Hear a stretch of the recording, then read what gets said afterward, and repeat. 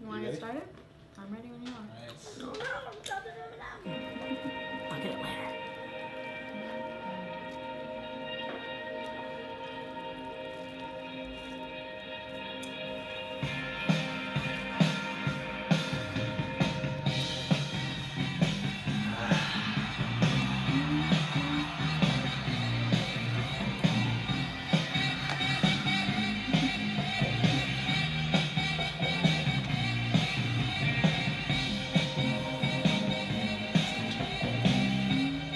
This is our summer concert series.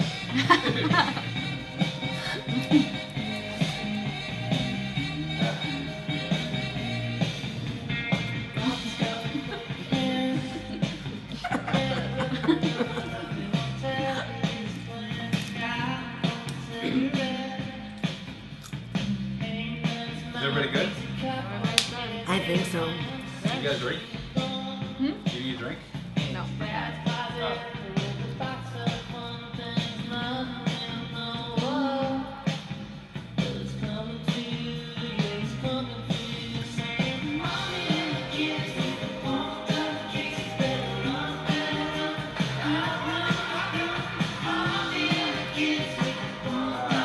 Yes. Alright. Welcome everybody. Welcome. Welcome to the Matthew and Erica show. Welcome. How you doing, Erica? Good. How are you doing, Matt? I'm good. Good. Good. I'm getting better at this fading out of the music. Yeah, I know. It's smooth this Thank you. time. I like it. It sounds professional. All right. So today's Friday. Woohoo! I Weekend. like to mention what day it is. It's the 16th of September. 16th of September. Yeah, so we're just chilling here. We got some snacks going on here, some candle Yeah. lighting. I set the mood, and Keep us calm. Yeah. So we don't go. I guess it's a little cold, but she has a blanket to. Yeah. It's a fuzzy one. I like it. Yeah, I'm a fan. yeah. So you want to get right into it? Yeah, Oh let's yeah, get you right know what? into Before I went to I went to the CPAC rally. Yes, and that was a live feed. So if you missed it, check our fan page. It has the live feed on it. Well, Live video, right? Yeah, well, it should be. It's on my personal Facebook page. Oh, but, share it on the Facebook. yeah, I Share it on gotta the Facebook do page. that too. So it'll be on the fan page soon. But yeah, I did a live thing at City Hall, Chicago. Yeah, it was interesting. So check that out, and I just wanted to plug that. Yep. So yeah, let's get into it. You ready to do this? Yeah. All right, let's do it right. Okay. We're gonna do it like a late show, right? Yep, we're gonna do it like a late So show. you want to explain it? Like, Okay, well, basically, when we have a guest come in for the late show, you sort of give them like an introduction, like this person, blah blah blah, and there's like music that plays, and it's like, They come out, and they're like, Right on. So you want to do that? Sure. All right, let's do that. So you want to go by the like? Come on. Yeah, totally. Door, All I right. have a really good Miss America wave too. Yeah. Yeah. All right. Yeah, we want to see all You that. got Right. Too bad you guys can't see this. Yeah. I was gonna Facebook Live it, but I think Yeah. it doesn't let me do it with the music Oh. because I tried doing it once. And Yeah. I think there was like copyright. I don't know. Oh, boo. Yeah, they're super strict about that. Yeah. So let me. Hold on, Yeah. We're getting really professional here. Yeah. We have to start it out right. Yes. What are you guys doing right now? The audience. What are you guys doing? Yeah, what are you guys doing? Are you guys in your audience? room listening to this? Are you in your PJs? Your PJs? No. All Business right. suit? Let's see. Alright, gotta get this right. This is the first time we're doing it. I guess am I doing it right? Yeah. All right. Our first guest is a lovely woman. She does a lot of things, and she's a co-owner of. What's your? I like how I do this. What's your fitness? Comfy Fitness. Comfy Fitness. She's a co-owner, right? That's right. And she's also. Can we say that you do mud wrestling, right? I'm the champion. Yeah, she is the champion, and she's also in the political world. She does stuff in politics that we're going to talk about. So let's introduce her, ladies and gentlemen. Kira. Woo! Kira. Yeah. Welcome. Oh, thank you. Yeah. Oh, Oh, you're too kind, too kind. Oh, stop, more, stop, more. All right, that's enough now. All right. Yes. Thank you, Curtis. Thank you. All right. Welcome. Thank you. Thanks for having me. I'm Did you like super that? excited. That was the first time doing that. That was great. For the intro. I'm a good first guest to do that one. Yeah. too, so. You did the whole waving thing. I don't mess around, you guys. I Now don't you just play follow fuck her. around. Professional. Yeah. Professional. I'm a professional. It's true. So let's get into it. Let's just get right into it. You know what? I think we should start with how you got into like politics and everything like It's a long story. Hey, we have time. that. All right. I got into politics a long time ago. I am 34 years old now, so it was about 15 years ago when I started in activism, which is what I would classify myself right now as. I did some community organizing for a time, but mostly when people ask me what I do, you know, in the political realm, I'm just an activist. You know, I just show up, which is really like a lot of the times all we need is people to just show up. Yeah, so those people, if you're afraid of being an activist, just know that that's all you need to be to be an activist. Just show up. Show up. If you hear about an event and it like gets you excited, just go. You're gonna meet the best people on the planet doing it. Yeah. So I was telling Erica a little bit in the car, but I was actually I went to school for television and radio production. And so I went to school because I wanted to be a political pundit. So I was really into political punditry. I loved Dennis Miller when I was younger. Oh, yeah. Believe it or not, I grew up in a staunch Republican household. My dad served in the Army for 26 years. My mom is from Germany. He married her, brought her over. And, CNN was on the TV around the clock. My dad talked politics all the time. We're hugely like political family. Okay. My brother is a staunch libertarian. I'm massively progressive. And so that's, I guess, where it started. But really my first, steps into activism, not counting the things my mom drugged me to when I was a teenager, was when I was living in D.C. I interned in D.C. For a documentary film house in Georgetown because, again, I wanted to go to D.C. because that's where like the political climate was. That's where all the action was, and that's where I ultimately like saw myself going. Right. And actually, it was funny when I arrived in the airport that day, that first time, with my huge duffel bags because I was going to be there for almost a year, and the woman who I didn't even know picked me up. Was like, it's like a little bit of a shit show like around town. I was like, why? What's going on? And this was in 2003, and that was right when the war was started, and so there was a lot of protests going on, and that was sort of the climate when I arrived in DC. So if you're not politically active at that time and you started living in DC, you were going to become politically active. You So have a choice. So. yeah, exactly, because it was everywhere. Yeah. Everyone was talking about it. Right. And honestly, it was the anti-war marches that really got me started. And then I did some affirmative action stuff as well at the time. And then I actually went back to DC my senior year of college because I graduated college in 2004.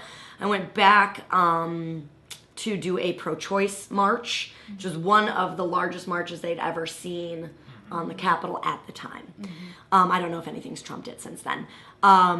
So that's where I got started. Wow. I mean, and it's been a long road since then. And I actually, when I graduated college, I stopped in the activism arena for a while. I moved to LA. I started working at Nickelodeon. I worked at Nickelodeon for almost 2 years. Let me go back. I went to school for television radio because I wanted to be a political pundit. Right. And I was telling Erica in the car, I was like, I just really didn't feel like I fit in in my classes, Yeah. in my internship. I didn't feel like I belonged. Right. And I don't know, I was 19 at the time. And, I'd pretty much lived on military bases or like right outside of one for my whole life. Never really done much outside of that. And so like, I guess I didn't realize at the time that not fitting in was probably a good thing. Yeah. And so I kind of backed out of it and I was like, well, what can I do with this degree now? And I decided to move out to LA and work in entertainment TV. And I did that for 2 years until I decided that it was sucking the life out of me. So I got to Los Angeles, and that was about the time when the NSA program started. And I was like flipping out about it. I couldn't believe what was happening. I couldn't believe nobody else seemed to be all that pissed off about it. Whether it was our legislators or even like citizens. What year was this?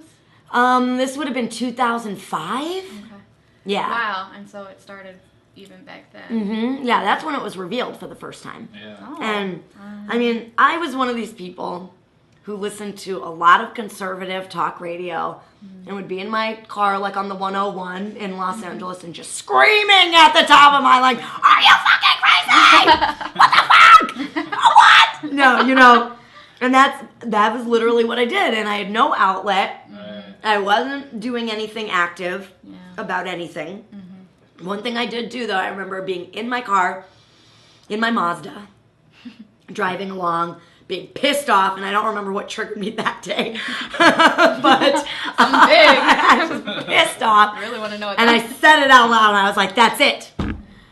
I'm not a Democrat anymore. I'm done. These are paid losers.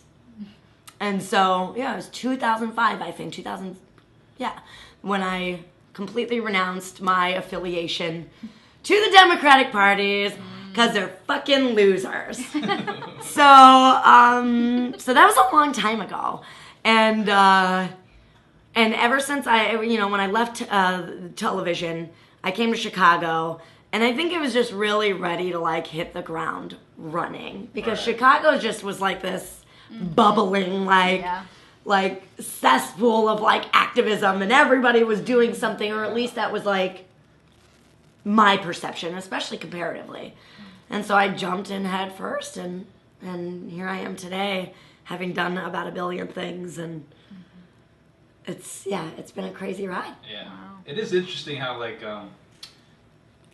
think Anna Kasparini from TYT talks about it. Like she talks about like she used to be I don't think conservative. Like she used to be like, a lot more conservative in our thoughts maybe, and but like the thing is like we, things you are when you're like 18, 19, whatever, like your younger age, like you're not, it's amazing how like you change throughout that, and like because for me like I grew up with religious conservative things, and like I was just so green to everything, and like I wasn't political at all, and for my parents sort of kept me in a bubble, which I kind of understand, like I kind of like it was like a protective thing, and they were never like racist towards anybody, like we never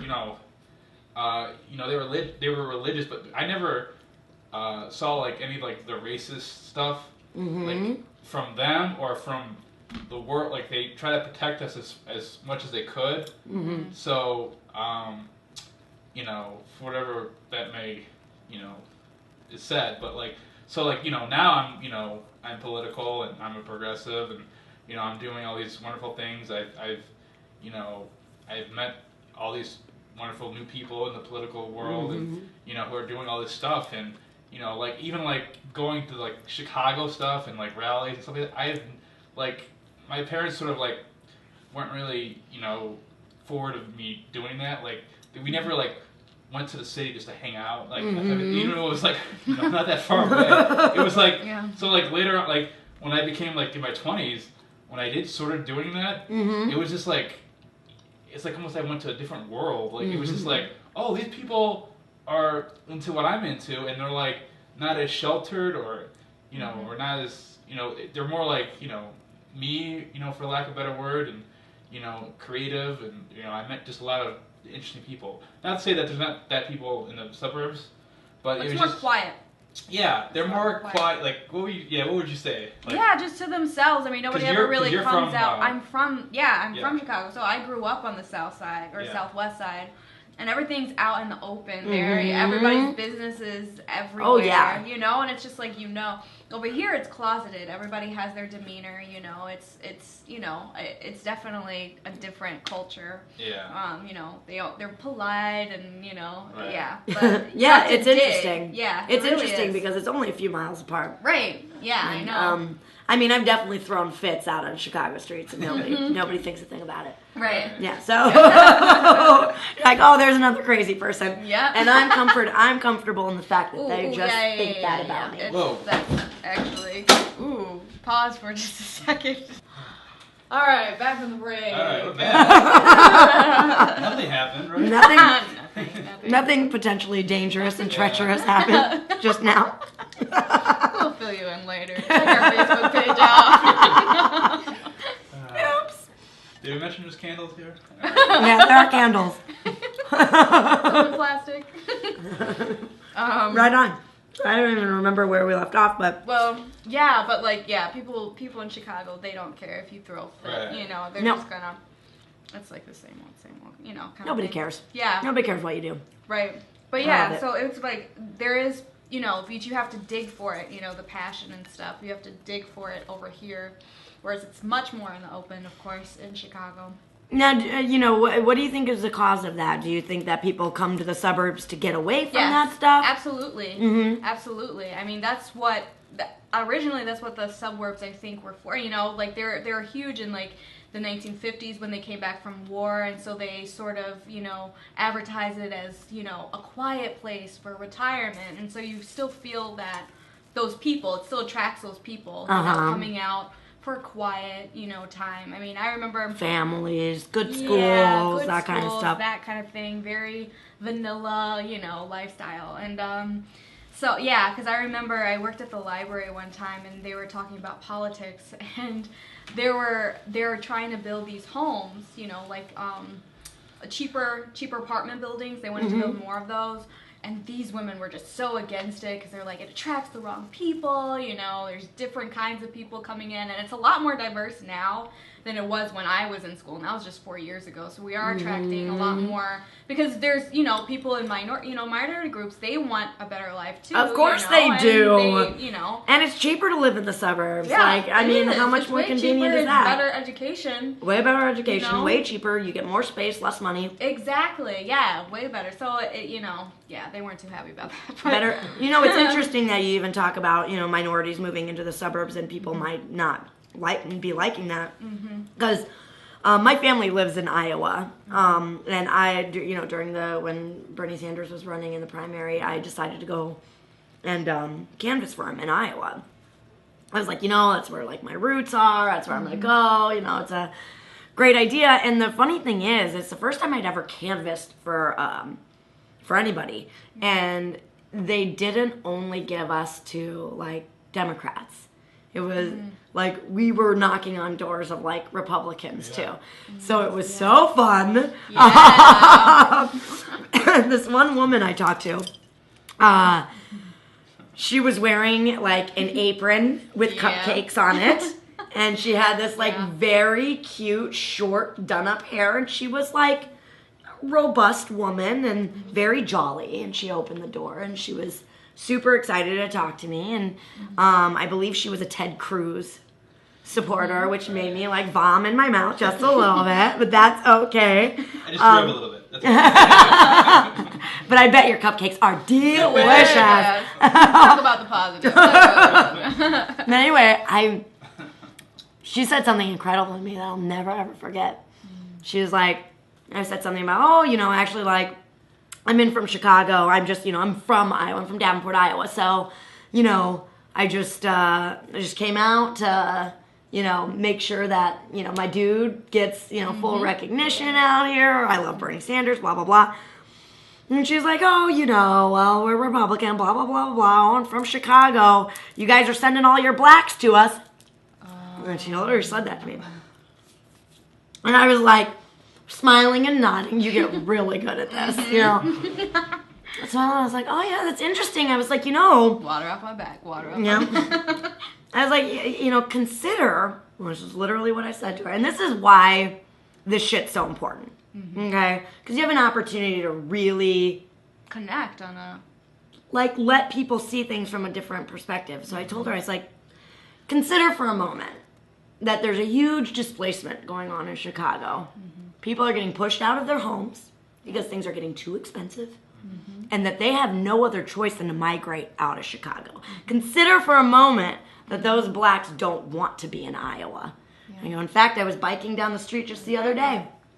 And there's all kinds of new complexes going up in Logan Square right now, which is the neighborhood I live in Chicago. 3 different luxury condominium complexes going up on one corner in one neighborhood right now, which is insane. Logan Square being one of the only affordable neighborhoods that's kind of central location in Chicago still. Yeah. I had started in Wicker Park, moved to Ukrainian Village, moved to Bucktown, then moved to Logan Square. I'm like, fucking have to move out of Logan Square, I'm gonna be pissed. Yeah. So anyway, that's neither here nor there, but I'm biking and it's like, I'm a personal trainer, so I'm up at the butt crack of dawn. It's like 5 a.m. Yeah. And the wall of the construction, they have a wall and then they have the building because the construction workers work behind the wall.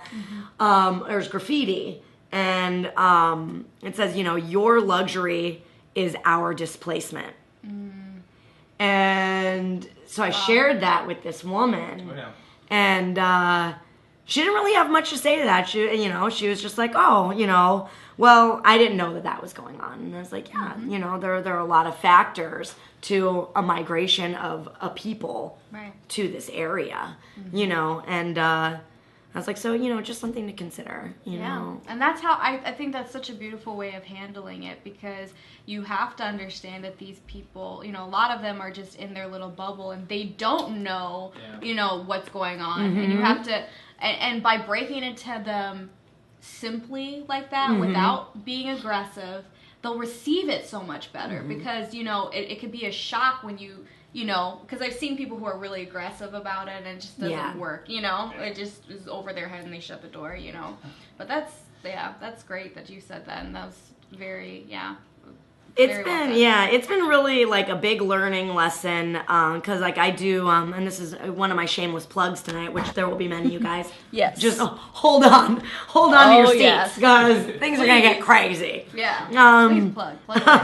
So I do a show every Monday night. We broadcast it live on YouTube. It's called Liberty Command, and my brother and I do it together. Liberty Command. Yeah. Check it out. Check it out on Facebook. He posts up the link to the live feed. And you can also watch previous shows, but on the live feed, you can live chat as well. So we have a lot of stuff going on in the show. It's really fun. But my brother's libertarian. And while we agree on many, many things, we disagree on many, many other things. And he's, libertarian to the max, because there's all kinds of gradients of every, political spectrum. But he believes in no government whatsoever. So there are a lot we actually disagree on. And does he know what Aleppo is? Yeah. Yeah, well, he does now. And so does everybody else who pays attention to anything. Yeah. So, the president, for those that don't know, the president running he's a libertarian. Yeah, Gary Johnson. Yeah, Gary Johnson. And they asked him, I think it was CNN or MSNBC, he's like, what are you going to do about... MSNBC, yeah. Yeah, Aleppo. And he's like, what is Aleppo? He just flat out says, I don't know what it is. I kind of find that I got a nasty little feeling about that interview. Just because any third-party candidate is not what the establishment wants right now. Exactly. And that question, honestly, came out of nowheresauce.com. Absolutely. And I would have liked for, a potential presidential candidate to say, oh, Aleppo, I think it's, I think it's a travesty. I'm a libertarian, so I would just rather not be there, right. and... if If it was Donald Trump, he'd be like, I don't know what it is, but I'll kill it. I'll kill it. I'm gonna be the best at killing it. I'm fantastic at Lego. People love me. Believe me.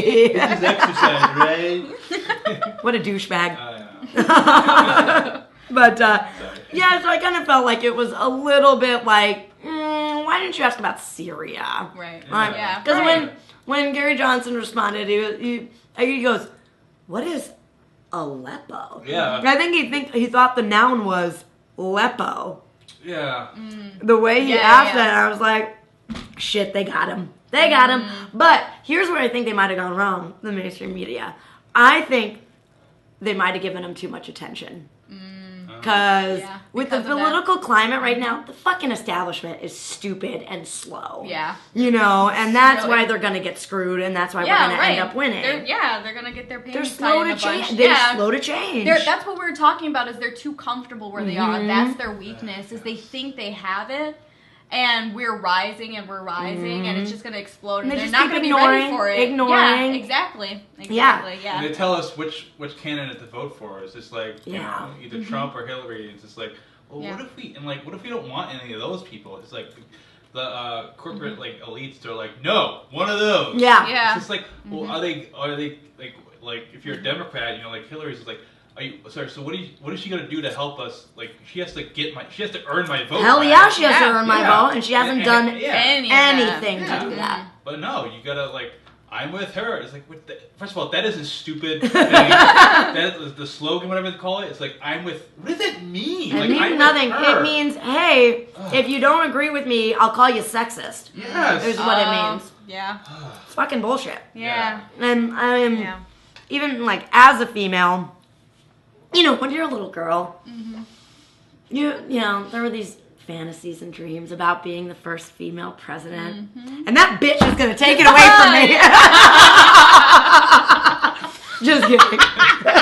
You and 500,000 other women and their thoughts. But it's just so stupid how the establishment works. It's like, and then like, remember we had Sarah Palin, and then she's like, it's like, really? That's the first person you want as a VP as a woman? Her? Come on. It's so sad.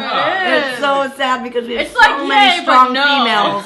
No, it's like a step forward but a step back. Yeah, no, it really is. And I'm not looking forward to like the first female presidency being characterized by Hillary Clinton. And so that's another like issue that I like. That's a really personal issue, but that's where the I'm with her thing comes, and it fucking creases me when I get called a sexist for not like, because essentially that's what I'm being called. I was a Bernie bro all the way, if that's the way you want to like categorize people. But that's it was just a fake thing, and it came out of nowhere. It was like Bernie bro, like what the hell does that even mean? You know, and then they had the whole thing with like, oh, they were throwing chairs. Really? Where's the video? No, they were brandishing chairs. Yeah, it's just like... what does that even mean? I don't even know what brandish means. I don't even know. Yeah. And nobody knows. And that's why they could say they were brandishing chairs. Right. Nobody knows what the Like, fuck that means. That sounds violent. That sounds scary. If I could say one word about Bernie Sanders supporters, scary would be the word. Not really at all. Oh my Hippies God. would be the word. Yeah, for real. Hippies. No, it's really funny the way that they pit us against each other in that way, and it works. It really truly works. You know, when you like, I go to I'm really big on the feminist scene in Chicago. It's probably the majority of like the events and things that I go to are specifically like feminist events.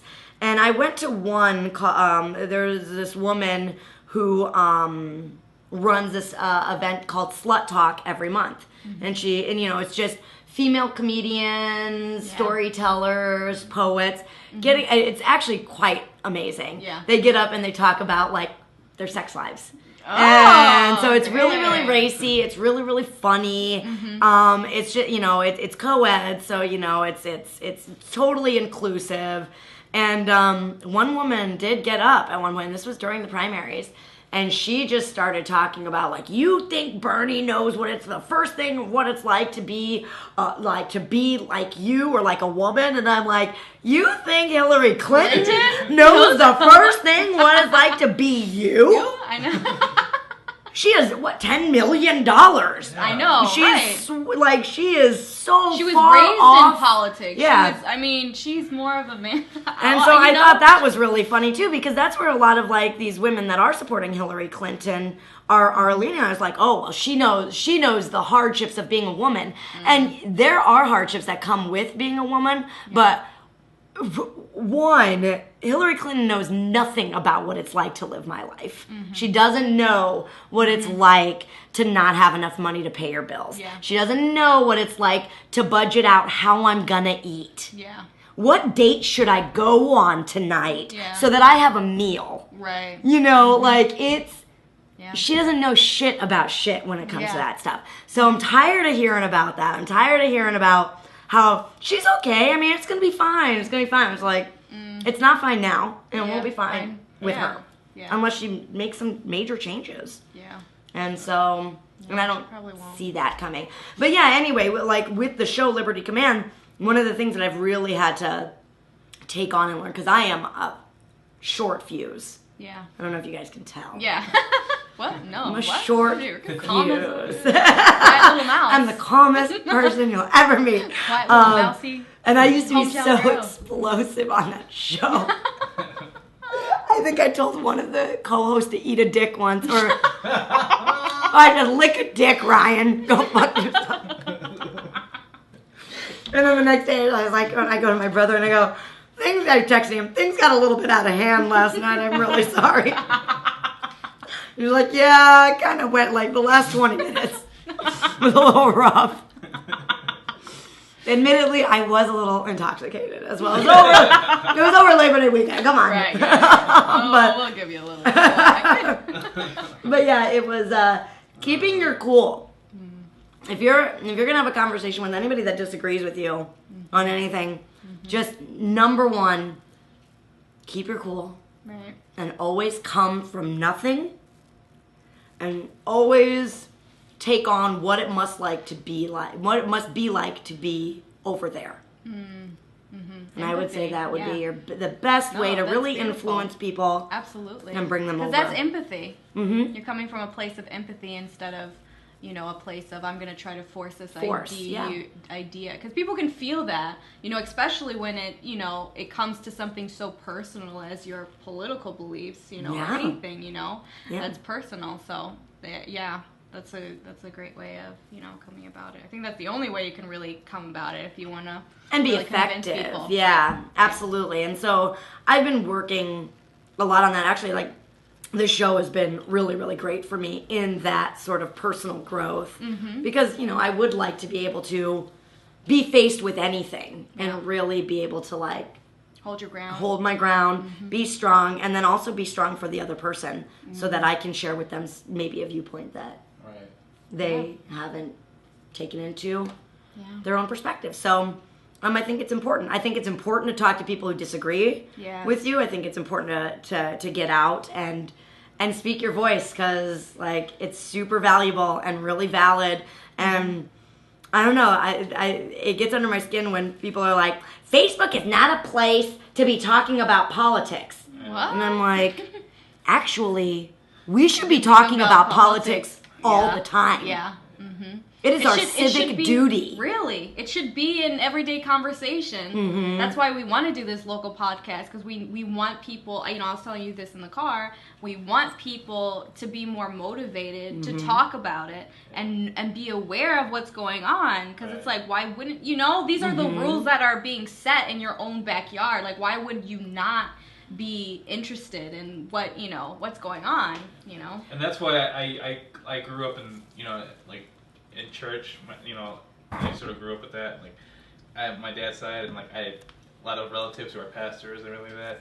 And like when I sort of fell out of that was when, cause I kind of like, when you get a certain age, you're like, wait a minute. So I never understood why people in churches, and some do, don't talk about like political stuff and like activism stuff and like really like, okay, so this stuff says like in the Bible where it says, you're supposed to love one each other, like all the positive things that you guys believe in. It's just like, but like you guys meet in a place where like, we don't really talk about it. Yeah. Like, so and there are some churches like because when I went to the CPAC thing in City Hall, it was like there were some reverends and like and some from African American churches and like those are the people who are like who are doing who are saying it and doing what the God says what you should be doing. Yeah. So I never understood like it's just like we don't like they say like we don't want to talk about politics in the church because we don't want to divide. It's just like well then isn't that a way of like getting rid of the people that shouldn't be there? Mm-hmm. If you talk about something and it's like hey we don't agree with that, good, well then get the hell out of here, like because this is what we're talking about. Like things happen, like some cop killed this unarmed black person. We're gonna talk about it. Like this is what's happening in our own community. In our own community. And like I don't understand. I feel like they don't want to do that because they're afraid it's going to like separate up people and create. But I feel like it'll bring us together actually because we can be ignited by a cause that's happening right now. Like there's nothing more exciting than talking about something that's happening right in our own time. And they act like sort of like we talked about like the mainstream media and like the local news. Like they have this format they've been doing forever, and I feel like that's what the church, like a lot of these churches do. Not all of them, but a lot of them do, where they just do like, hey, we're gonna do this, we're gonna do that, we're gonna like sing the song, somebody's gonna talk, and then we're gonna end. And it's like, and then they just keep that format the same as always, and it's like, well, that's what we always have done, like, and there's some things that we have changed over the years, over the like 50 or whatever years, like, now we have, it's not just white people meeting together for this church, we have like, mixed races, and so it's just like, but like, it's just like, what else are you gonna I don't get it. Like, it's just like, it's very frustrating. Well, it's it's the debate on like culture versus like tradition versus when to change that and when tradition is important because I mean there is some things that are like really important when it comes to tradition or cultural roots because like so the flip side of that like in Peru there's all these sacred temples and relics and stuff and people want change. Oh, well, that's old. Let's come in and just demolish it and put in like a strip mall, So that's like the opposite of that, where it's like, no, but that's important too. Tradition is important, and to keep our, our roots, that's part of history, So I think it's like a matter of balancing that out. But I understand because I feel like a lot of people aren't being fed now anyway, like going to church because it's not, But I'm digressing. But anyway. But yeah. Yeah, church would be a very sensible place to have conversations about politics and what's going on in the community and how to help change the community. Yeah. And I think that when there is an organization that starts to become more obsessed with power than really like helping people, I think that that's where those kinds of issues start to arise. So you look at these mega churches, right? Yes. Where they have like 30,000 members, the people who are running those mega churches are making a lot of money and they're extremely powerful because they have so many followers. So if they start going on some kind of political rant, whether it's, we need to support the cops, Blue Lives Matter, or we need to support, Black Lives Matter, whatever it is, I guess the fear would be like losing that membership, due to whatever idea that you're spewing. But honestly, like I only see that being an issue when power becomes the most important thing. Right. Yeah. And the people are no longer, and serving the community is no longer or the of greater import. Good. Yeah. Instead of all the followers, what about the greater good? Sometimes you have to do stuff that's not popular, and it's like, where's that integrity? Yeah. You don't see that. Absolutely. And that goes, it goes with churches, it goes with their government, it goes with everything. With anything. If you have power and you usually don't want to give it up, and you'll do whatever it takes. Yeah. You'll lie, cheat, steal to keep it.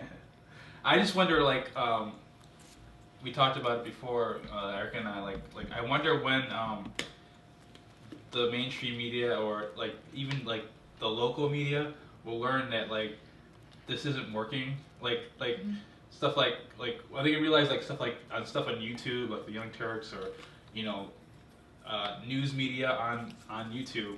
Just like, oh, maybe we should at least try. I wonder if they're ever gonna do that. It's like Not until the money's there. Yeah, They won't do anything without money. that's true. They suck. They suck so bad. Yeah.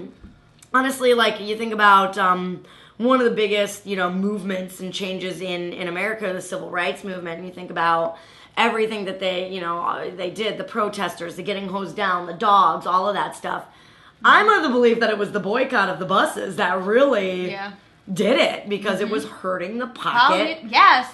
Where the the community. money is, where the power is. So if we can affect them, that's how we change. Boycotting, Boycotting. That's really, where we're gonna see change. That's what I think. Yeah, we gotta hit them where it hurts. Exactly. Yeah, because they don't care otherwise. And the other thing I say, the other solution then, besides boycotting, because that's I consider that peaceful protest because you're not hurting anything, and it's powerful. It's super powerful. So powerful.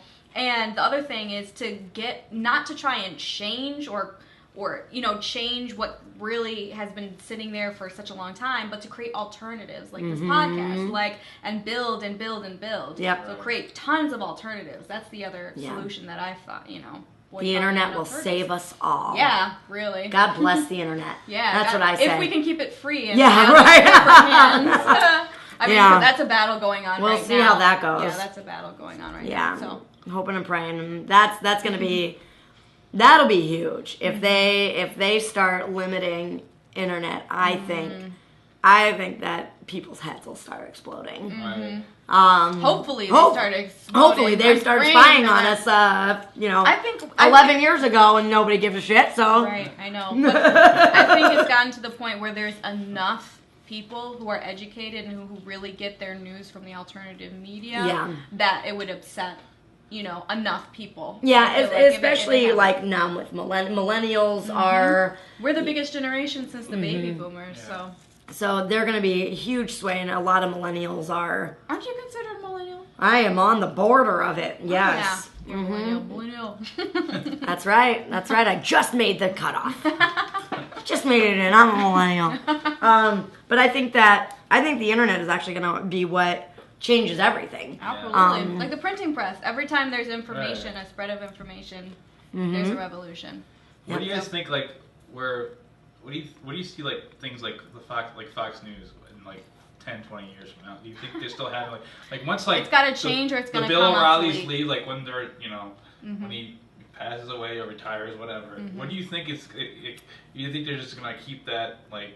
Model? I think the chairman or some guy who was running it or running the CEO got... Yeah, the CEO. Yeah, he got fired. What is it? Yeah, Roger Ailes. Roger Ailes, that's it. I was like, what the hell is his name? Because he's disgusting. Yeah, for sexual harassment against, women that are on Fox News. And people who don't know is like, that's like the whole thing because they run it where he makes the women wear like low cut really skirts. Low cut skirts and low cut tops. No tables where they can see. They're all blonde. Yeah, so she's at home like, this is what I like, Yeah. And it's just like, and then it's this whole facade. It's like, oh, but we're a conservative, family values, and just like, oh, really? Your CEO is sexually harassing his people who work for him. Yeah. So it's just like, Bill O'Reilly doesn't see his kids. Yeah. I know. I want to talk and about Bill O'Reilly's the same way. He got caught with he has sexual harassment. Oh, that's right, he did. I forgot.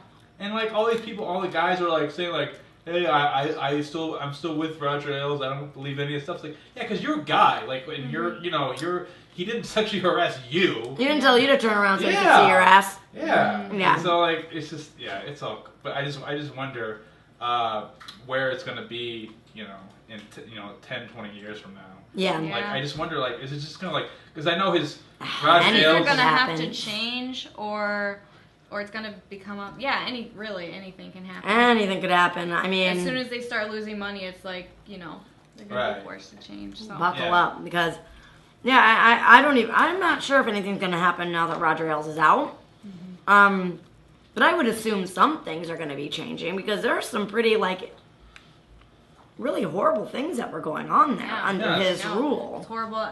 And so maybe this is the end of Fox News as we know it because we're seeing all of these things coming to the surface. Because I don't remember ever hearing anything, or maybe it's just because I just don't watch Fox News, or pay attention to it. But yeah. And it's funny too because like I think that whole Fox News became like I think during the Clinton thing where he got caught with Monica Lewinsky, which is so funny because like that's when like they became so popular and that's when they began. It's like, hey, look at this Bill Clinton guy, getting caught cheating on his wife. He's just like, and then what does Roger Ailes do? Like, yeah, I know, right? It's just so weird. Like, the first people to point fingers are the people who are like doing it themselves. Right. Mm-hmm. Absolutely. That's the way it goes.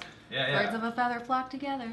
Yeah, and it's just like it's like those conservatives who are so against like the gays and the lesbians, like against the LGBT. It's just like, why do you like I don't know. If and then they're having affairs with boys. Like people in like Congress or. Yeah. And like the Congress people are like saying like, they're so against it, like the LGBT, and then like some of them are caught like with the prostitute or something. It's just like it always happens that Yeah, way. always. It's incredible to me, and I love it. I think that's why I love politics so much. It's almost like a real life soap opera. I know, you get to see the yolk in their face, yeah. When people tell me they're not interested in politics, I'm like, what's wrong with you? I know. It's like, I know, drama happening in real time. Yeah. Like, And that directly affects your life. exactly, yeah. Yeah, so I think that is, I think that that's the reason these kind of podcasts are great. That, just because... And like, what my brother and I do, Liberty Command, and, some of these other events that I have coming up that I'll share with you guys.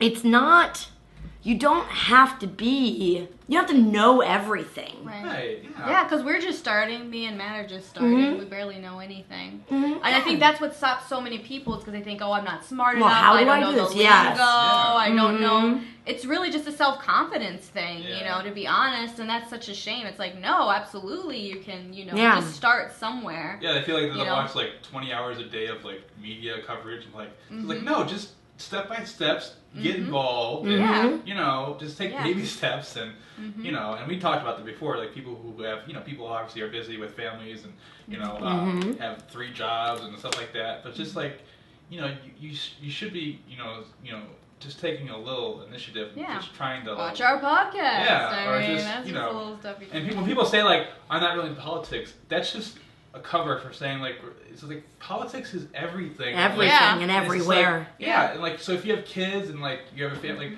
that's politics is like where your kids are going to school and like.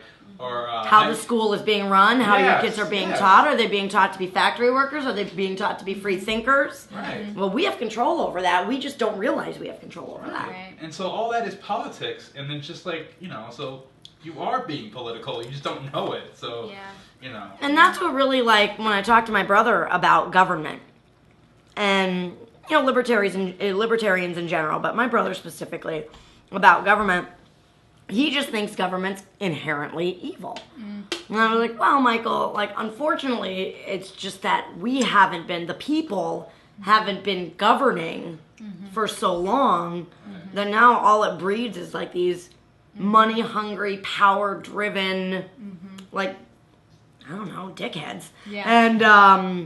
And that's what it attracts, and that's what keeps it going.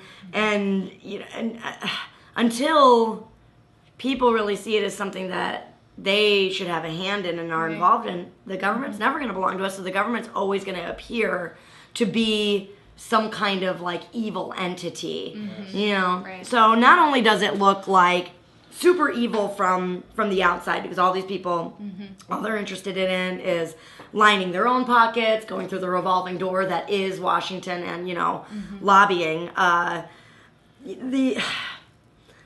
Where was I going with that? So then people from the outside see that as being evil, but then the people on the inside are saying like, oh, government doesn't work. Let's show you how much government doesn't work. Mm-hmm. And so then they're like, oh, look how shitty our education system is. Why don't we cut funding from it? Yeah. Because that'll make it work better. Yeah. And then, and then they do that and everything goes to shit even more. And then they're like, see how crappy government is?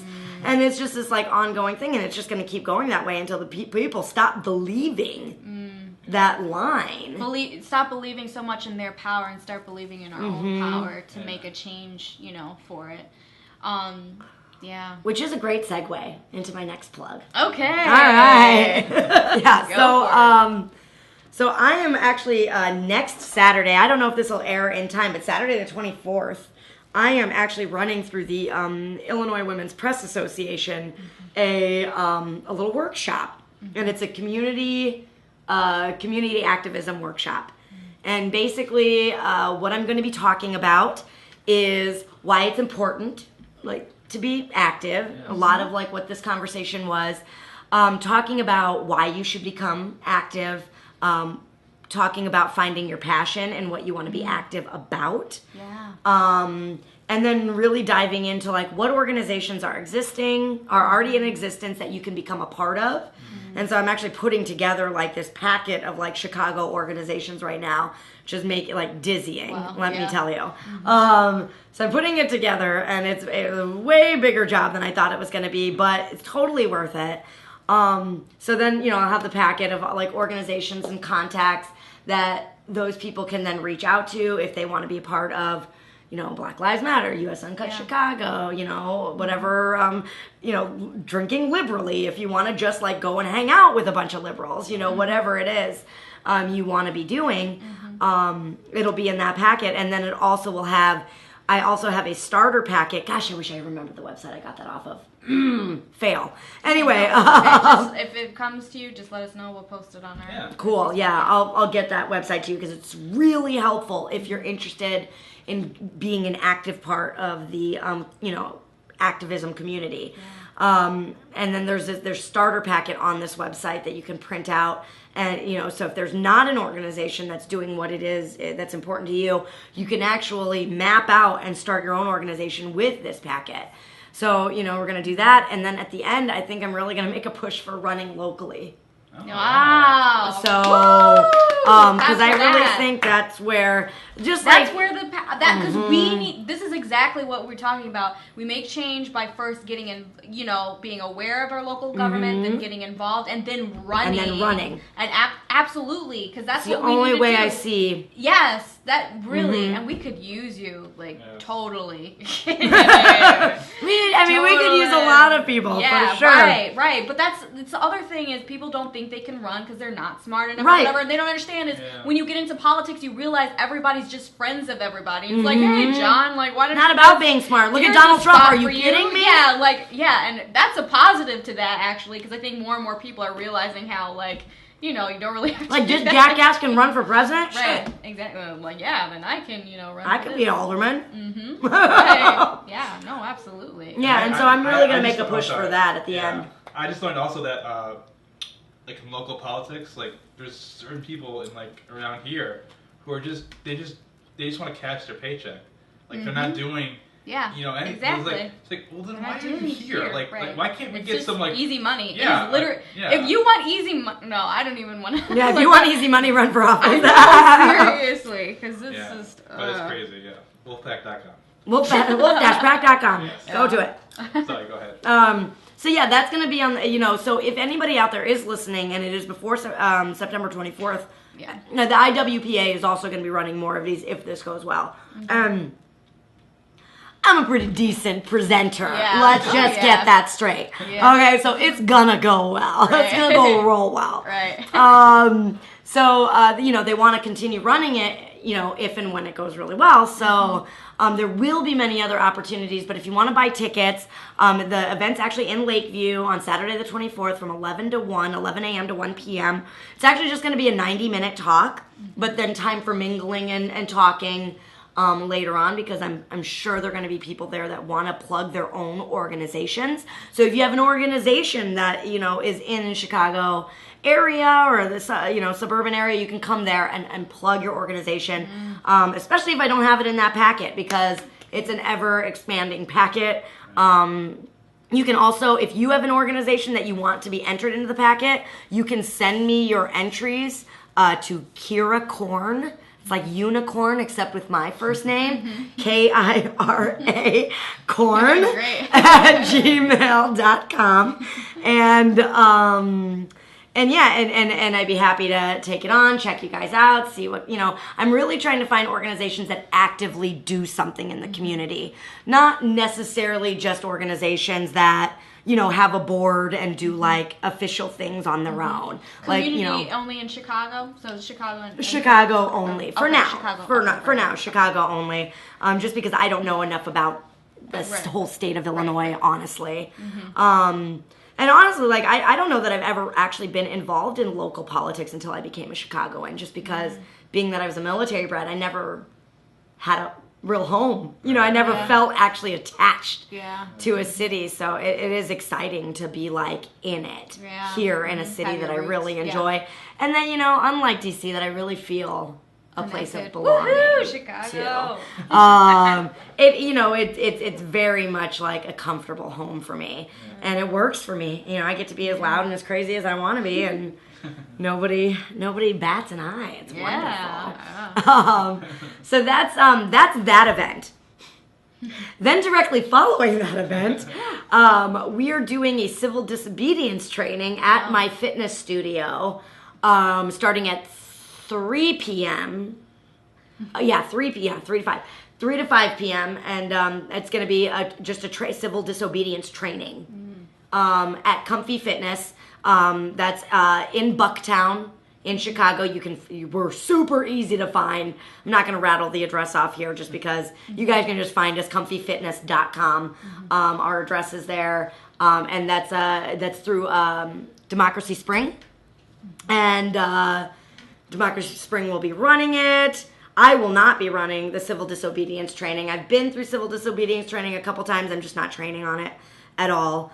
But come, because Democracy Spring is all about getting basically local organizations just together, to create the largest that's important. Amounts of civil disobedience that we possibly can. And right now the goal is to get over 100 cities to do a same day civil disobedience demonstration in the spring of 2017. I forget what their overall goal of bodies is nationwide, but it's a huge goal. So they're training in over 100 cities all over the U.S. through the winter in civil disobedience. So there's gonna, again, if this airs after Saturday the 24th, just look at Democracy Spring on Facebook, and you can find all of the places and all of the dates and times that they will be training locally in Chicago, or if you're not in Chicago, in your area. Okay, awesome. That is such a good idea, because I've had that idea. Like last year, I tried to do this non-for-profit. This is kind of the similar idea, bringing people together, because there are so many groups that are doing things, but they just don't have enough power to get off the ground. But if we come together and with not just individuals but groups, and weave them together, that's because there are enough individual coalitions and organizations. Yes, absolutely. There are enough. And it's just a matter of getting the word out that those places exist. Yeah. And bringing them together, because that would be so I'm so excited that and it's happening. It's happening right in our neck of the woods. So keep your eyes peeled for that, because that should be really, really exciting. And for people who don't really know, can you go a little bit into civil disobedience? Absolutely. I don't really know what that. Yeah, so basically civil disobedience is just a method of getting media attention. So, in civil disobedience, what you do is, exactly what it's called, is you disobey. You disobey either the rule of law, the one time I've never gotten arrested during civil disobedience, although I've taken part in it. I've been escorted out of banks a couple of times, but never arrested. But the idea is that ultimately you get arrested. Okay. And you create sort of chaos in the community. You disrupt. Big one. Black Lives Matter does it real well. So, that you disrupt, shut it down. Right. If we don't get justice, shut it down. And that's what civil disobedience is all about. And we do the training so that there isn't real chaos, Yeah. anarchy in that case, to teach people how to handle certain situations like you're sitting in the middle of the sidewalk and people are hustling to work and somebody's rude to you. How do you deal with that? Someone's dog barks at you. How do you deal with that? And so that's what the trainings are, just to make people feel really comfortable in this idea of people are scared to to challenge authority, which I think is another reason we don't have people just blabbing their mouths and saying this is what I believe in and this is what this is what I think is right. It's all with the media, because we don't really show news. What do we show? They pick the story that's going to be the most gruesome and what's going to grab our fear centers in our brains. And that's what they show constantly. Breaking news, it's just, and that's what it's meant to do, is to break our spirit and to make us not want and it's just totally out, it's just, break our spirits. That's exactly right. It's to break our spirits. And pit us against each other. Yeah, and they have no real reporters out there. Like MSNBC, CNN, there's no real reporting going on. It's just this person said this other guy said that. Which one is true? Well, you decide. No, how about you do your fucking job? It's just why don't you tell me the facts? Yeah, report it and find out what the facts are and then just, let us know. Yeah, it really is frustrating the way the media does play us. And it's really frustrating because I train this woman who is 77 years old in her home, and she is amazing in every way. She's very liberal. She's a professor at Columbia College. She watches the regular news. I don't even own a TV. I haven't watched regular news. Well, that's not true. I teach at corporate gyms downtown, so I see Fox News a lot. But she watches the regular news, and she'll tell me things that they reported on the regular news, and I'll be like, "Oh, that's a bunch of malarkey." And she'll be like, "What?" And when I informed her that the establishment media, is actually is very untruthful about things. She was shocked.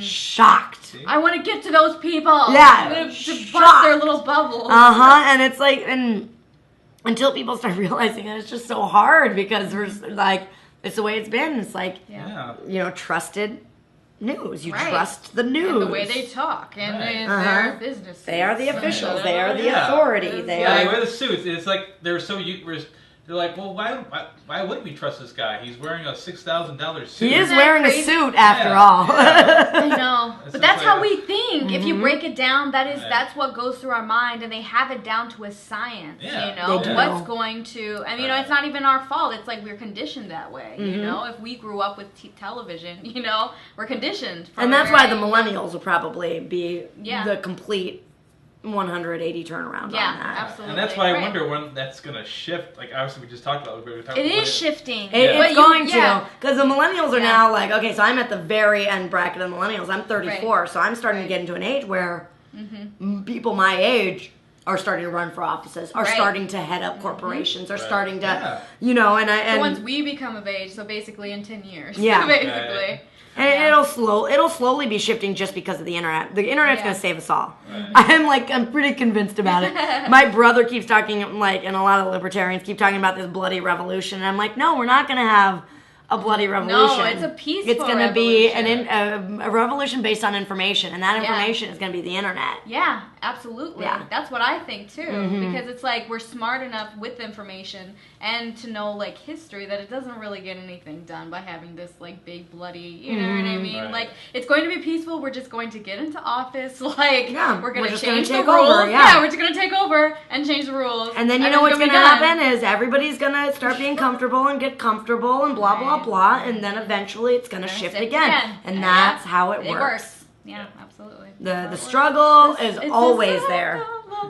It is the circle of life. And without this world, we live in a world of opposites.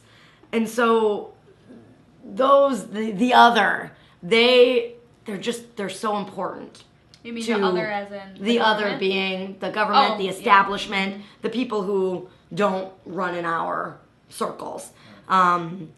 You know, we have to understand that they're always going to be there, you know. So one of the things that I saw happen when Barack Obama got elected into office was there was this huge push to get him in. And then after he got in, nobody did anything. Yeah. Right. Nobody was holding his feet to the fire. Like, if you said anything bad about Barack Obama in the first, 2 years of his presidency, Yeah. people will rip your head off. And it's like, no, he's our ultimate public servant. Right. He works for us, Yes. you know? And so we got to stop with this nicey nice play. It's like, if you're going to get into public office, you better get ready to get your chops busted, Right. you know? Yes. And be okay with it, because that's your job, dude. Yeah, I know, You know, and right. so that's what really gets under my skin, is like, okay, so I got a little secret to tell you guys. Secrets are no fun, except for this one. So I haven't voted in a presidential election since the year 2000. And it was when the Bush Gore election, and the election got stolen. And I got really disenchanted with the whole system, because I was like, well, that was bullshit, you know? Yeah. And I decided at that point that voting in presidential elections was a Pointless. big waste of time. This is how I feel, so I'm very interested in what you have to say about Yeah, and so a few years ago, was it the 2012 election of Obama? Of course, I didn't go vote, and because I was like, okay, I voted for Bernie Sanders. I was like, wow, yeah, let's get this going. And then of course the DNC went ahead and just let me relive my past a little bit. Thank you for that. And so I kept seeing on Facebook these posts about like shaming people for not voting, and being like, if you didn't vote, Yeah. you have no right to complain about what's going on in this country, blah, blah, blah. And I got so fed up with it, because what I do in my off time is so much more, you know, than going and casting a vote for a president, when it doesn't really matter who I'm voting for anyway. And on so many levels, it doesn't matter who I'm voting for. Let me Yeah. see. Do I vote for the establishment, or do I vote for the establishment? Yeah. You know? And That's how I feel. Oh my god. and and now it's even worse, because it's Yeah. do I vote for the establishment, or do I vote for a monster? You know, Right. it's like, I don't know, you know, because Yeah. both, Absolutely. God, just two different sides of the same freaking coin.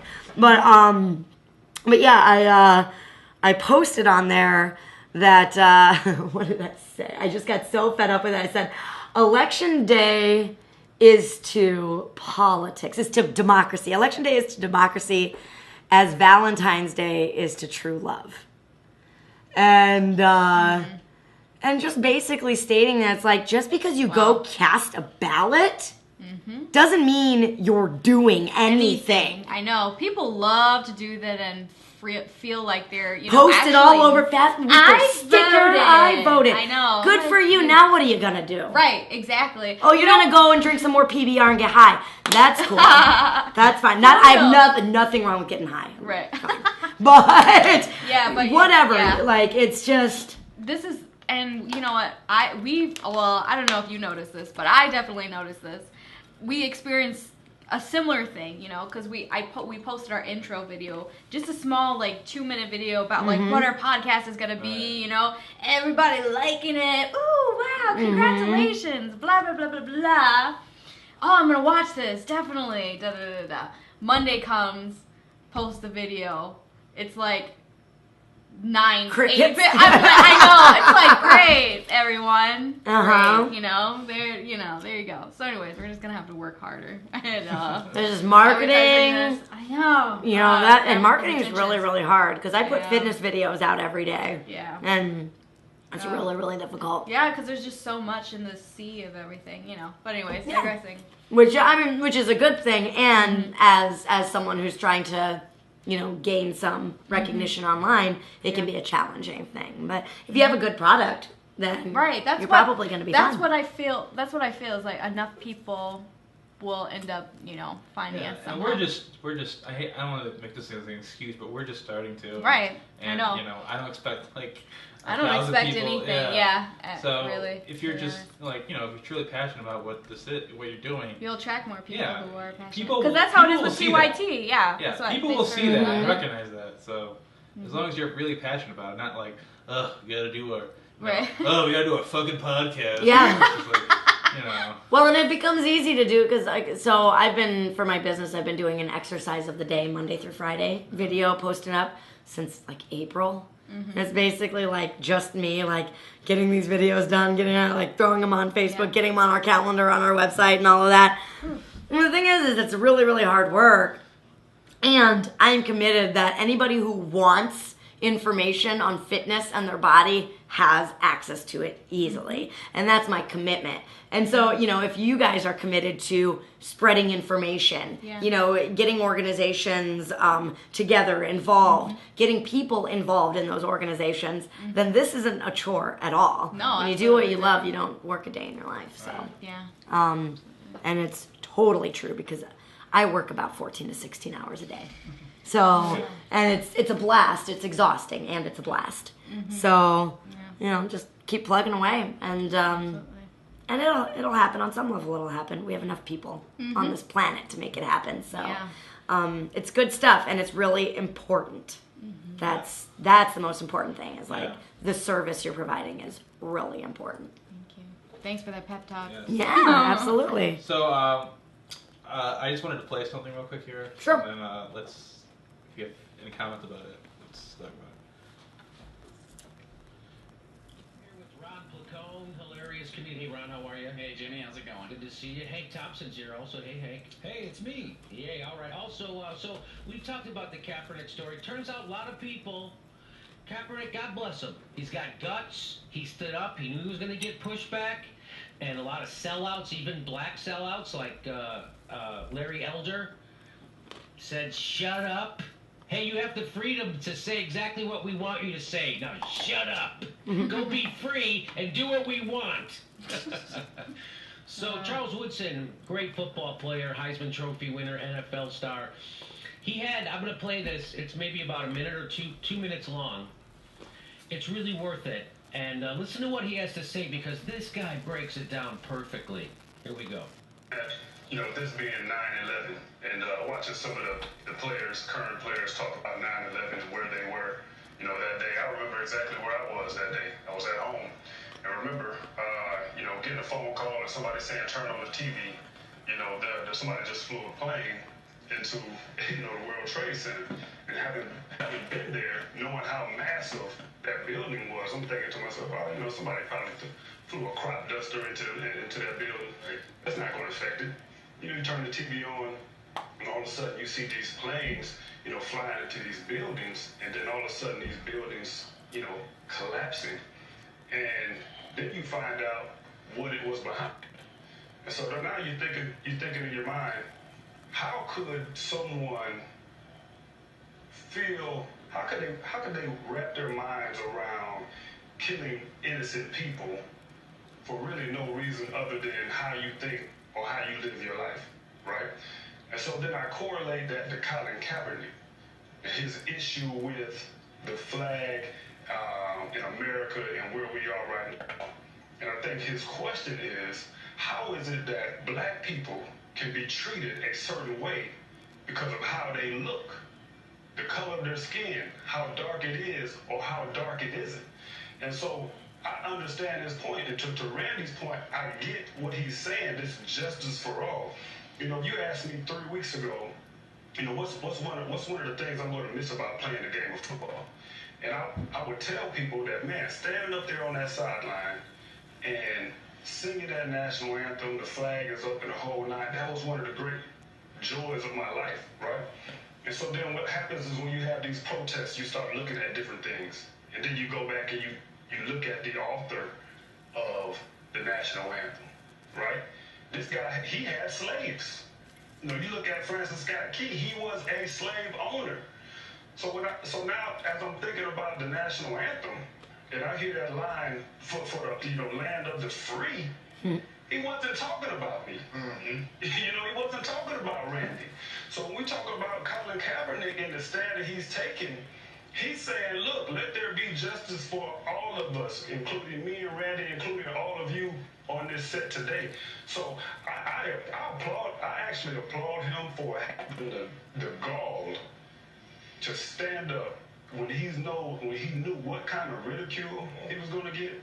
When most people would not do it, when he knew the backlash he was going to get. I see every time I turn on the TV, there's a conversation about Colin Kaepernick, and I think he went into it. He thought about it, and he said, you know what, I'm going to do this during the game. And another point Randy made is we talk about him protesting and being disrespectful. He didn't pull his shoulder pads off and run around the stadium and go grab some prop and run around and be disruptive. No, he sat down in peaceful protest. And if I was in the military and I looked over there and I seen this young man protesting in peace, I would actually feel proud that as a military man, woman, that the freedoms that I go across these waters and fight for, that's it. Exercise right there with this young man sitting down and doing it peacefully. Well, look, it's interesting we're having this discussion. So yeah, I just wanted to show that. Wow. Very well said. Yeah, I thought that was very, he spoke so clearly and, made really good points. Really good points. Points that I hadn't heard made yet. Yeah. Me neither. And it's just interesting how he talks about, like, we have, like, we were talking about earlier about, like, we have, like, this history of just doing things that we've always been doing, because it's just like, well, it's just like, what's the word? It's just like, complacency. Yeah, like with the church stuff, and like they just have like a regular tradition, protocol, tradition thing, like they're always doing, and then like, the what's his name, Colin Kaepernick, he just says, well, wait a minute, like what are we really doing here? Like, what is that song or the anthem thing? What does it really mean? And he did it so in a peaceful protest, like he said. He goes, he didn't take off his gear and like run around or do all that stuff. He disrupt anybody else. He just sits down and says, I'm just not for this. It doesn't speak for my people and for the African American people, and I just think it's just like, and we should look at that like. And why would you want to honor a nation that is killing your own community and not doing anything about it? Yeah. Like, how else are you going to have any kind of change until you speak up? Yeah. Hello. Right. So everybody that's so offended by this needs to shut up. Jesus. Yeah. Like, it's not the first time someone's done that too, I don't think. No, there's other people, like another athlete, I think there's that one, I forget what it was, like they the two African American guys, like they did the thing in the Olympics where they put their fist up in solitude towards what was going on. I don't know the whole story, but like they did that, and like they got a lot of heat for doing that as well. And I think it takes so much courage. Like if you have this platform to do that. Exactly. And he's worth millions of dollars. He doesn't have to. He can just shut up and just play the game. And no, he wants to stand up for what he believes in, and this is one of them. And I think that takes a lot of courage for to do throw that power away. What we're talking about, or risking it. Yeah. I think that speaks volumes. On character, on his character. Yeah, and it also, like when people say like people like in movie stars are like, oh, why is this person getting political? Oh, I hate that. I hate that so much. It's like, oh, you mean that person who they're passionate and they got to do it, like they're artists. It's like, yeah, that's what they. That's what they would have done. Like that's called being an artist, and like they're expressing themselves. So yeah, they're being political. Yeah, I wrote in response to somebody saying like, oh, so I can't talk politics because I'm a fitness professional. Is that what you're trying to tell me? Right, exactly. There's actually this movement going on right now. They're artists, and they're saying right now, currently where we are and where the world is right now, that art means nothing unless it's like political. Like they're sort of taking a stand right now. But yeah, I know that's a good point. It's like, what, I can't be I can't have opinions. Like I don't know. I don't understand what you're. Yeah. what you're trying to say. Yeah. Because I can have any kind of profession and pay attention. Right. In fact, that's what we should all be doing. Going back to our other Yeah. conversation of like, hey, it's really not that hard to pay attention to it. It's just that there's so many other things we're being bombarded with, you know, like reality shows and So we talked NFL games. Yeah. We talked a lot about the news and how we didn't, you know, we disagree with what content is on the news. So where do you get your news from? For me personally, got like every other freaking hippie NPR, and then the Young Turks online. Okay. Those are my two main. And then you know I have some podcasts, but the podcasts are more like Freakonomics or Radio Lab, where it's like just kind of general fun information, like neat little things to know about. Yeah. But I'd say most of my news actually comes from just the NPR broadcast that they put on a few times a day on the NPR One app, because I'm never in front of a computer or television. Like, and when I say never, I mean I get in front of my computer, check email real quick, or post something on Facebook real quick, and like head out. So I'm like never in front of a TV. And then of course I also get my news from my friends, and you know, I get I'll get people just texting me articles. You know, my business partner texts me articles all the time. My boyfriend's always texting me articles. My sister is, and she's a therapist, so she always has really interesting things to send me. So it's just keeping my eyes and ears open and paying attention. I don't watch a ton of local news, but I do catch a lot more, you know, maybe Fox News than most people who are, you know, in my position, just because I do teach corporate fitness downtown. Right. I teach like 2 classes a day at some of the major buildings, including the Chicago Mercantile Exchange, which is really funny. All right, guys, I'm going to teach you fitness and talk about how corrupt all of you are. So it is, it's good funny. that you know both sides of the story. You know, if you're in that, you know, I think that's a good thing to be in both the environments. You know, have your foot in both, just For to know sure. what's going on. You know. Oh yeah, I mean, and we're members as a business. We're members of the Chamber of Commerce, and so you know we're definitely in on the business end too. I've been a business owner for almost 9 years now, and that's been an adventure, and that's a really interesting conversation. You want to talk about how our government could help business owners? It is certainly not through tax cuts for the multinational, multi-billion-dollar corporations, that's for sure. Our taxes are really high as a business. And we're still able to hire people, and we're still able to pay our taxes, and we are a debt-free business. And so it is doable. And there is a huge burden on us as small business owners because we don't get the benefits that the multinationals get. We pay our people minimum $32 a session. I think even more than that now. Oh gosh, $42 a session is the minimum amount of pay a trainer of mine is going to make during a session. And so, you know, it's definitely doable, but it's really, really hard. And I could throw out a few ideas that would actually help small local business owners. And one of them just being healthcare. Yeah. You know, if we don't get like a single payer, why not just give like business owners, people who like want to start businesses? It's one of the reasons people aren't innovative is they don't want to leave their healthcare. Yeah. Oh wow. You know, Point. Yeah. I talk to a lot of people and I'm like, oh, you should do that. My benefits are too good. Right. I was like, okay, you're going to be a corporate slave for the rest of your life for benefits. Got it. But, you know, you look at the other side of the coin. I have no health insurance, Right. you know? And so because it's still cheaper for me to just pay the tax Yeah. than it is to get health insurance because Yeah. I'm extremely healthy and, Right. you know, it is what it is. I never see a doctor and I'll go to the dentist, I'll pay out of pocket. It's fine. You know, I go to my chiropractor, I pay out of pocket. And that's still cheaper. So, which is outrageous.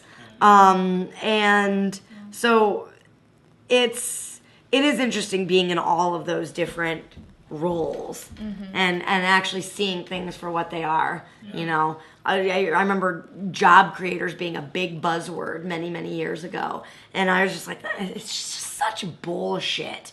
You know, job creation from tax reduction. You don't create jobs because you get a cut in your taxes. You create jobs because there's demand for your fucking product. Yeah. It's not that hard to understand. Yeah. Employers aren't just like, I got all this extra money laying around. Let me hire someone for no fucking reason. Yeah.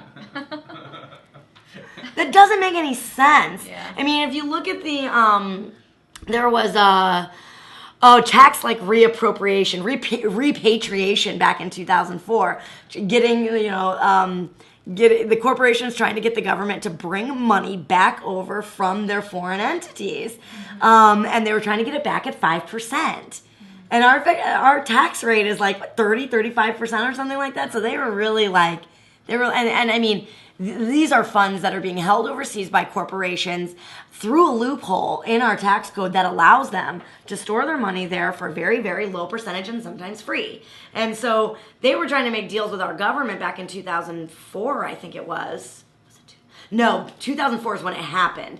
Then they tried to do it again later because I wasn't in Chicago yet and I was protesting it when it happened. So I forget what year they were trying to, but in 2004, they got it through, the repatriation through. And a lot of the companies, if you look into it, the companies that did bring money back actually let go of jobs after that. And so, like, having more money doesn't automatically create more jobs. Having more money just lines the pockets of CEOs and, the investors. So it's, the logic is silly. And, if you really think things through, you'll see how full of shit all of those talking points are. So that's a lot of the stuff that I used to work on big time back when I was actually community organizing. I helped start the Chicago chapter of US Uncut. Can you hold that thought a second? Yep. We have a commercial we gotta play. Oh, commercial! Yay! This was me 5 years ago, and it's still me. I confess I'm a waistline watcher from way back. Well, that's enough for today. Now for a lively lift. Ice-cold Coca-Cola. There's no waistline worry with Coke, Actually, this individual-sized bottle has no more calories than half a grapefruit. Wow. Another thing, the cold, crisp taste of Coke is so satisfying, it keeps me from eating something else that might really add those pounds. Coke's a natural, wholesome blending of pure food flavors. I guess that's why everyone likes the refreshing new feeling you get, only from not-too-sweet Coca-Cola. And no wonder. Lively, lifty Coca-Cola provides a welcome bit of quick energy between meals. Makes for a pleasant pause in a busy day. And remember, Coke is low in calories, too. Say, now, don't you get any thinner. All right, and we're back. Wowie zowie. Oh, was that your grandma? That was just like the antithesis of what Coke actually is. It That's is. incredible. I know, but I can't believe how boldly they lied. Just like straight up too. Like, oh wow. I don't know what you're talking about. I love Coca-Cola. It's a fine product. I actually too love Coca-Cola, and all of that was bullshit. What she said. It will not keep her waistline thin. I am a fitness professional. Well, no. Hear me now. No, actually, did you hear what she said? She said, "Don't get any thinner," because I think back in the day, being larger was like in. It wasn't they didn't being want like thin. them to be, Yeah, but they're saying don't get any thinner, meaning drink this and be curvy or whatever. Well, this came out in 1961. Oh, I thought it was even older than that. it It was sounded like 1961. 50s. But still, they didn't want the women to be super skinny, like the whole thing now with Yeah. the whole thing, whatever you call it. Yeah. But yeah, anyway, so Although I'd say these days, I'd say like the thickness is coming back. I think so. I think it is because I remember in the 90s when being rail thin was like in, Right. and it was super disgusting. Did you? I heard. Not great. You know what I heard? I read this really interesting article that I think it was like it might have been a BS psychology article, I don't even know, but they said that the thickness or thinness of women changes depending on the economy. So it's like when the economy is doing well, thinner women, I think, are like preferred, and then when it's not doing well, thicker women are. It probably has it's just something like- to do with feast or famine. Oh yeah. You know, Yeah. because when the economy is Oh, bad, it's true. a time of famine, and so Right, you want so somebody who looks healthy. Yeah. And when the economy is good, it like that's not in the back of Yeah, people's right. mind. Like this person's about to starve. Yeah. What happens if I lose my job? Is my wife Right. gonna die? Yeah, You know. yeah. So I that think makes it so much probably has sense. something to do with it just biologically. Yeah. Um, Wow, that makes a lot of sense. Yeah. Speaking of thick women, you guys, gosh, you setting me up for segues all night. Yeah. So, speaking of thick women and thin women and women of all shapes and sizes, which, come on, we Yeah, all we love. are. Yeah. And I am on the administrative board and one of the wrestlers for Chicago's very own all-female mud wrestling league called the Mud Queens of Chicago. We've been around for 13 years. I've been an active member of the league for 7 years. I am currently the champion. Wow. Yeah. And champion. we wrestle about 3 to 4 times a year, and all of our proceeds go to charities that help women.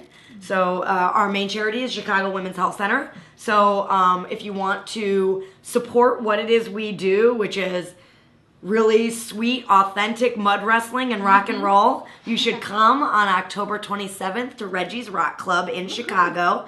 That's like 21st-ish and State. And come see our show.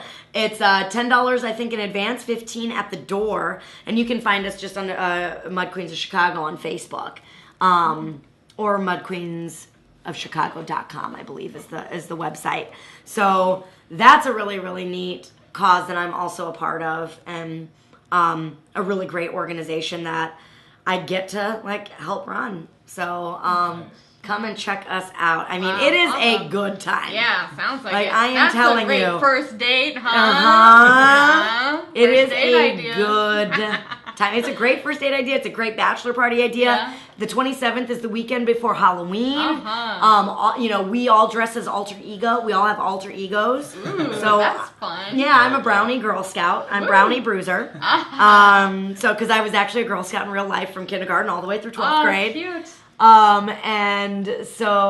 We have Andy Kaufman's Cancer, Jackie Daniels, Calamity Payne, Genghis Cunt, all kinds of like really badass warrior women, That's hilarious. trying to take each other down in the mud. Woo! Right. Yeah, so come check us out and come Awesome. help support a really, really great cause. Cool. Great, thanks.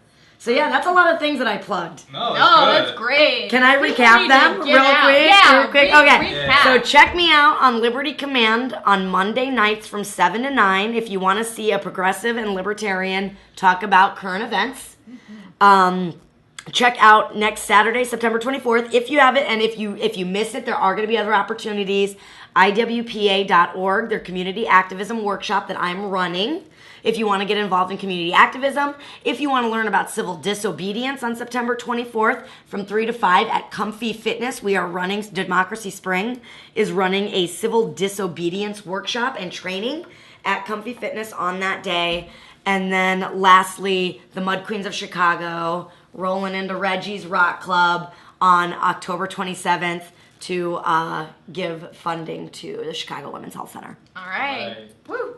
Thank you Yeah. Yes. so much. I know, We man. I thoroughly know. enjoyed having you on the show. Thank you. Bring so much energy. And, Yeah. Thank you so much for coming. Yeah, Yeah, thanks for thank having you. me. Thanks for asking. Yes. you. Thank you guys for listening too. Thank you, guys. This has been the Matthew and Erica show. Yeah. And we will see you next time. See you next time. Check us Bye. out. Bye. Bye.